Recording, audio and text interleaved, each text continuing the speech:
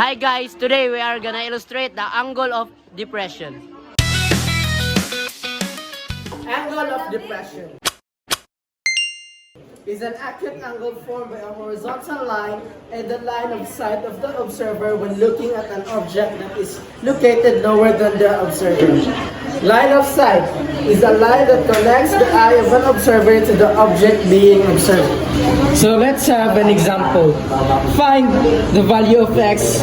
So given it in this illustration, we're asked to find the value of x. Our hypotenuse inside is already given, but we do not know what side this is. It's either an opposite or adjacent. To get the x, we need to use these triangles to solve, but the problem is, how can we solve if we don't have an angle? We can apply the concept of the alternate interior angles of parallel lines cut by transversal. We already know that this angle 65 degrees is congruent to this angle. So this means that this angle is also 65 degrees, and now we can solve for x. We can use the sin ratio. The sin theta is equal to opposite over hypotenuse.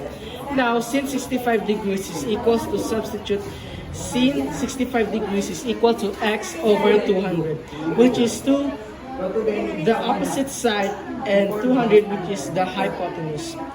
By cross multiplication, we have, so our x is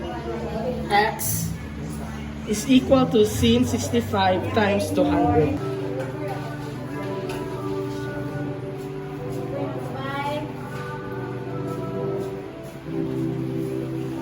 This is our final answer. Goodbye guys, see you on our next video.